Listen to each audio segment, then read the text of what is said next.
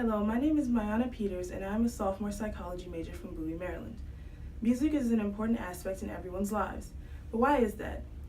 Music causes us to feel many different emotions.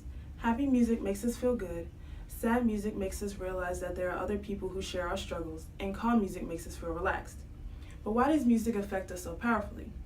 This is because it changes the chemicals in our brain. When we listen to music, it causes an increase in dopamine. This increase in dopamine is the effect of rewards. Dopamine is a part of the reward system, which is why when we listen to music, the brain rewards us with an increase in dopamine, which evokes positive emotions. This research proposal is meant to show how music can be used as a form of therapy to invoke positive emotions. To be more specific, this research proposal tests how hip-hop music with a downbeat tempo and with a steady cadence can be used to evoke positive emotions in young adults due to an increase in dopamine. But why focus on hip-hop? That's a great question. Hip-hop music will be discussed in this proposal because it has been seen in a negative light for so many years. With hip-hop music is usually associated with criminal behavior, misogyny, and violence. This is because of the fact that many hip-hop artists are usually in an environment where this is what they see on a regular basis. And this is that music was their only way of coping with this environment. But not all artists focus on these negative topics.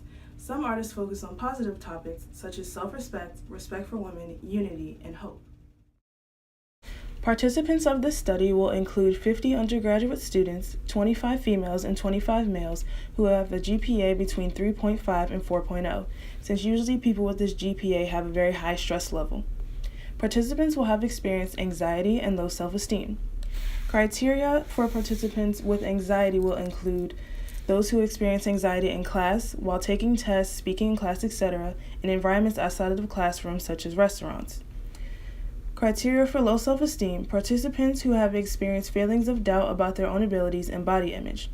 Participants will be excluded if they are pregnant or breastfeeding, because if you are in any of these categories, you cannot participate in the PET scan. Participants will take a 5-minute 100 single-digit addition math test. Their blood pressure and pulse will be taken, and our criteria for defining someone who is stressed is if they have a heavy workload, a blood pressure between 120/80 and 160/100, and if they have experienced any recent stressful situations. A PET scan will be administered while the participants listen to music to show changes in dopamine levels. Different YouTube music videos will be played during the PET scan. Instrumental hip-hop/rap music that has a steady cadence and down tempo, and Keep Your Head Up by Tupac will be played for one group. Move by Ludacris and DMX X Gonna Give It To You will be played for another group. One group will not listen to any music. A stress assessment will be given at the end of the study. Upon the first meeting, participants will be given informed consent.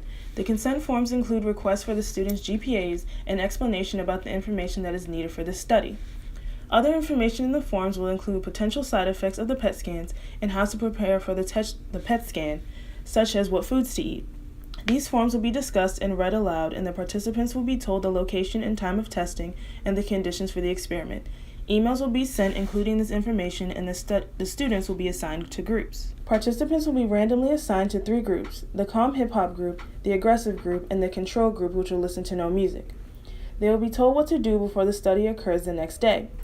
Participants from each group will arrive at their designated times and days, and the study will go on for about 4 hours in the classroom and in the room for the PET scan.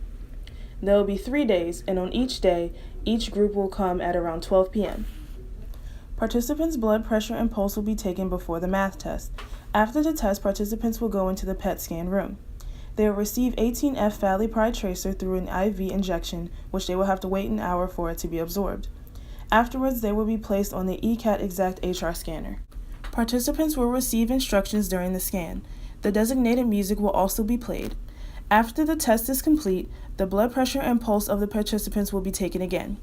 Then they will be asked about their current stress levels, be interviewed about the overall procedure, and then they will be dismissed.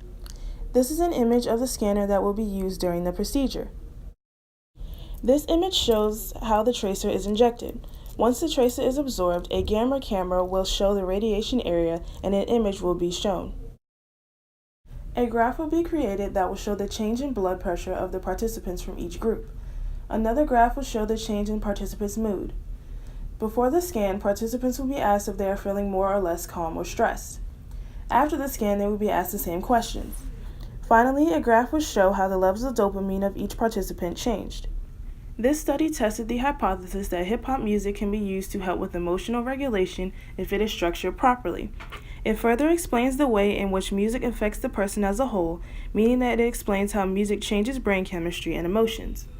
Limitations of the study can be potential inability of seeing exact changes in stress and anxiety, and the tracer of the PET scan not picking up the exact emotional changes that we hope to see. The results of this study can help to further the research on music therapy. Hip-hop music is not widely used for music therapy due to its negative history. By researching the ways to use this music positively, it opens up opportunities for more research and more avenues for music therapy. And that is the end of my research proposal. Thank you for watching.